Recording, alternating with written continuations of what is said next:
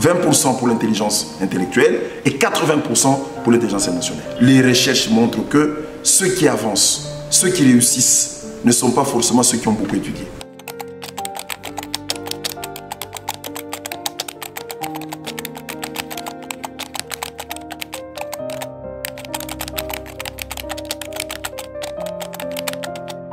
Personnel, mais j'aime bien rigoler, c'est le développement personnel. C'est simplement prendre conscience qu'on est un être humain et donc qu'on a du potentiel. Ce potentiel est fait pour être amélioré. Et donc, le développement personnel, je le résume dans ces dimensions qu'il vous faut pour pouvoir vous améliorer afin d'être capable, premièrement, de devenir rentable vous-même, mais aussi d'impacter les autres. Ça, c'est le premier point. Alors, le deuxième point, pourquoi former les jeunes? D'abord, je dirais que cette formation ne concerne pas uniquement les jeunes, parce que se développer, c'est à tout âge. On peut s'améliorer, on peut se rentabiliser à tout âge. Mais j'ai ciblé principalement les jeunes au vu de la tendance mondiale, notamment qui montre que, prenez des continents comme l'Afrique, des pays comme la RDC, les jeunes vont devenir prépondérants. Ça veut dire les jeunes vont être la moitié de la population africaine, entre 55 et 60%. Et donc, c'est une masse qui peut faire bouger les lignes en matière de développement. Ça, c'est très important à comprendre. Mais de l'autre côté aussi, ce que j'ai vu durant les 10 dernières années, c'est qu'en fait, on assiste quand même à une émergence d'une jeunesse qui n'a pas encore pris conscience qu'en fait, elle est la clé du développement de ce pays. Les jeunes, comme j'aime bien le dire, la plupart pensent que nous avons justement un pays qui va nous aider, nous avons un pays qui va nous amener. Et je voudrais, à travers ces formations, pousser les jeunes à prendre l'action, à comprendre qu'en fait, déjà, le fait d'être humain, on a un potentiel. Mais ce potentiel va devenir grand, va devenir rentable, va devenir distributif lorsque nous allons y investir. Et cette question d'investissement dans son développement personnel est d'abord une question personnelle. Cette formation, c'est les débuts. En fait, si vous avez bien suivi, j'ai expliqué d'abord le concept de base. J'ai dû réveiller la conscience, j'ai révolté les jeunes. Et ce que j'ai compris, c'est que les gens m'ont dit à la sortie, franchement, après cette formation, on se réalise qu'on a perdu du temps. On se réalise qu'on peut aussi devenir des hommes, des femmes capables de changer notre société, notre écosystème. Maintenant, comme vous l'avez remarqué, tout développement est un processus. Parlons du développement en général. Vous n'allez jamais voir un développement qui se fait au tic au tac. Le développement des pays, des communautés, des projets, c'est un processus, mais qu'il faut maintenir, dans lequel vous devez jouer un rôle. La même chose.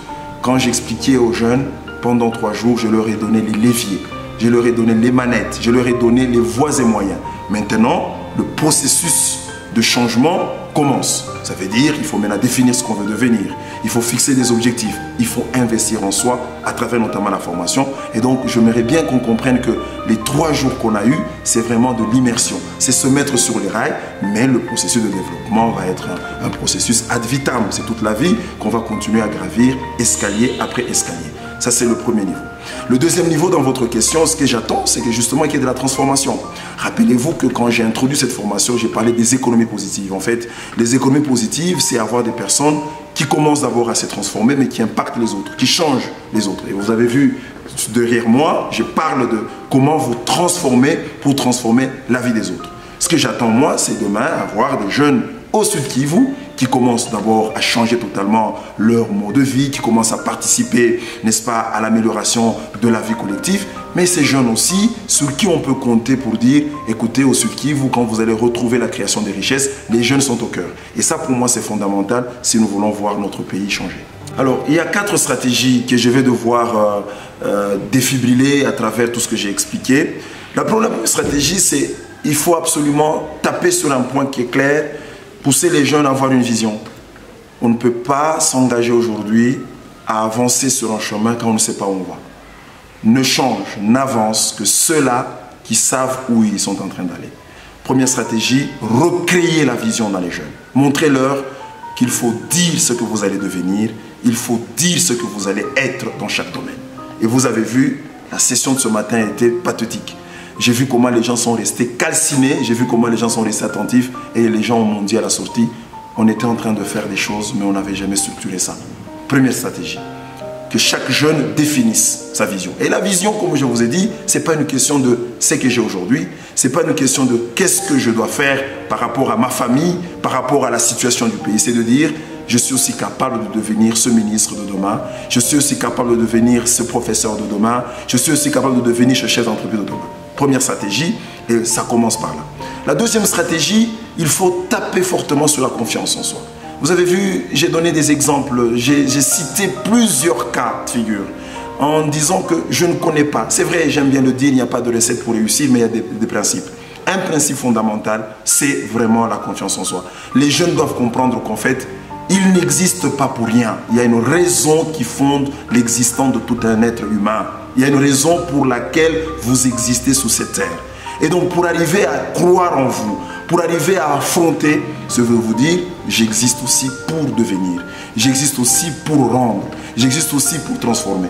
Et la plupart du temps, je prends mon exemple de coach en illustration, lorsque je reçois des jeunes, c'est la main tendue. C'est demander de l'argent. C'est demander un tombola. Et malheureusement, beaucoup de formations actuelles amènent les jeunes dans un espoir du type de toute façon, à chacun on donnera de l'argent. Et les jeunes commencent à venir dans des formations, non pas pour apprendre, mais la plupart viennent parce qu'on leur a dit, à la fin, il y a un 500 $. Et à la fin de ces 500 $, personne n'arrive à être durable. Donc, remettez les jeunes en eux, en leur montrant qu'attention, la première richesse que vous avez, c'est cette vie. C'est comme ça d'ailleurs, j'ai martelé sur cette dimension de toujours voir sa vie comme une entreprise. Et cette confiance en soi, qui justement est un levier puissant de transformation, est revenue dans la formation. Le troisième élément sur lequel j'ai beaucoup insisté, c'est finalement cette question de se dire par où je commence. Tout le monde veut commencer parce qu'on a donné. Mais je suis revenu sur des exemples vivants, partant déjà de ma propre vie en disant, vous êtes le fond de démarrage. Vous êtes le potentiel de départ. Ce n'est pas pour rien d'ailleurs, lorsque je commence à expliquer sur cette question, j'ai donné en illustration la création de l'homme. En vous disant, le premier homme, il n'a reçu que mandat de pouvoir transformer. Mais il a commencé par la pierre, qu'il a taillée. Il a pris la pierre, il a poli. Et aujourd'hui, toutes les inventions que nous avons aujourd'hui sont parties d'un homme qui a compris qu'il faut trouver de l'énergie, qui a compris qu'il faut éclairer la salle, qui a compris qu'il faut se soigner. Et c'est comme ça que ça passe. Et comme justement, je suis revenu là-dessus en disant aux jeunes, attention, c'est bien beau de dire, oui, mais qu'est-ce que vous faites pour les jeunes pour que les gens se développent? Il n'y a rien à faire pour les jeunes. Il y a à dire aux jeunes, vous êtes le potentiel, vous êtes le capital dans lequel vous devez vous-même investir pour avancer. Regardez aujourd'hui les jeunes. Lorsque vous donnez de l'argent aux jeunes, quelle est la priorité? C'est un concert. Quelle est la priorité? C'est de la distraction. Quelle est la priorité? C'est tout sauf l'essentiel. Et donc, tant que nous n'allons pas mettre la gâchette sur ça, tant que nous n'allons pas mettre le doigt sur cette manette, vous pouvez donner autant de millions, autant de dizaines, de centaines de milliers de dollars aux jeunes. Leur priorité, ça sera aller s'amuser. Et donc ça, c'est très important de commencer à montrer aux jeunes que le demain que vous voulez, ce qui va sortir en vous pour vous aider à changer, est en vous. J'ai donné des exemples, vous l'avez suivi, et je pense que à la sortie de la formation, tout le monde est unanime là-dessus. Quatrième dimension, excusez-moi, ce sont les valeurs. Je suis revenu beaucoup sur les valeurs parce que il ne suffit pas de dire, oui, je vais gagner, je connais comment il faut créer une entreprise, je connais comment je peux me former, mais ce qui développe, madame, un pays, ce ne sont pas seulement les intelligences. Je crois beaucoup aux intelligences et surtout à la théorie des intelligences multiples. J'aime beaucoup cette théorie, même si elle est controversée. Mais par contre, ce qui va vous pousser à aider les autres, ce qui va vous pousser à construire pour les autres, ce sont les valeurs. Et sur ces valeurs, vous avez vu, j'ai beaucoup mélangé des points. Je suis parti de l'intelligence émotionnelle, en passant sur des compétences, notamment l'empathie. C'est une compétence d'intelligence émotionnelle où j'ai expliqué carrément aux jeunes en disant, un élément qui fait qu'aujourd'hui, vous avez des jeunes qui ne peuvent pas bâtir, c'est parce que vous ne vous mettez pas à la place des autres. Nous sommes les fruits de l'éducation. Combien faisons-nous pour que notre éducation soit de qualité? Nous croyons que l'éducation, c'est une affaire des autres. Et donc, les valeurs sur lesquelles on a beaucoup articulé, notamment les traits de caractère du leadership, et j'ai beaucoup martelé sur leurs pratiques, notamment l'intégrité, l'honnêteté, le sacrifice de soi, la fidélité. Ce sont des traits de caractère, mais pour moi, ce sont des valeurs sur lesquelles la jeunesse actuelle doit baser son avenir et doit mettre son paradigme de développement. Alors, il y a une corrélation dans la mesure où, en fait, les deux intelligences se complètent. N'est-ce pas? Il n'y a pas d'annulation. Ce que je voudrais ici mentionner, c'est, en fait, je vais donner 3 dimensions. La première dimension, vous avez vu, je l'ai mentionné dans la formation, ne croyez pas qu'il est seulement nécessaire d'avoir l'intelligence intellectuelle pour se développer. Les recherches montrent que ceux qui avancent, ceux qui réussissent, ne sont pas forcément ceux qui ont beaucoup étudié. Donc, l'intelligence émotionnelle vient en plus. Je ne dis pas que c'est seulement l'intelligence émotionnelle. L'intelligence émotionnelle vient en plus, mais notez quelque chose de très important, c'est que l'intelligence émotionnelle joue pour beaucoup. N'est-ce pas? On parle de 20% pour l'intelligence intellectuelle et 80% pour l'intelligence émotionnelle. C'est comme ça que vous avez vu, cette partie est ressortie, j'ai pris du temps, je crois, hier, pour en parler. Premier élément. Mais le deuxième élément, c'est que parce qu'il s'agit d'une intelligence, ça veut dire qu'on peut l'acquérir. Il y a des gens qui pensent que non, c'est qui dirige, ceux qui réussissent à diriger de grandes sociétés, probablement c'est la chance, probablement c'est la grâce de Dieu. Ok, mais attention, ça s'apprend. Autant on est allé à l'école pour apprendre les mathématiques, et aujourd'hui on peut calculer les mathématiques. Autant on est allé à l'école pour apprendre la trigonométrie, aujourd'hui on peut calculer la trigonométrie. Autant on est allé à l'école pour apprendre comment il faut fabriquer, je ne sais pas moi, un savon. Autant on peut apprendre cela. Autant les compétences émotionnelles s'apprennent. Mais il faut prendre le temps de se dire, les 18 compétences dont on a parlé, comment je m'investis à les apprendre. Donc, encore une fois de plus, parce qu'il s'agit d'une intelligence, on peut accroître cela. On peut partir d'un niveau 0 à un niveau 5, à un niveau 20.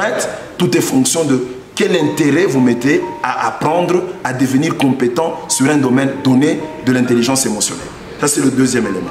Le troisième élément, je voudrais vraiment que vous puissiez bien regarder ce qu'on a discuté sur l'intelligence émotionnelle. En fait, je suis en train de montrer aux jeunes que beaucoup aujourd'hui, ça donne justement à augmenter leurs compétences sur l'intelligence mentale. Ce qui n'est pas mauvais parce que quand je parle du capital humain, vous avez vu, j'insiste sur la triade connaissance ou savoir, expérience et compétences. Mais vous pouvez avoir des connaissances, vous pouvez avoir des expériences, vous pouvez avoir, n'est-ce pas, des compétences.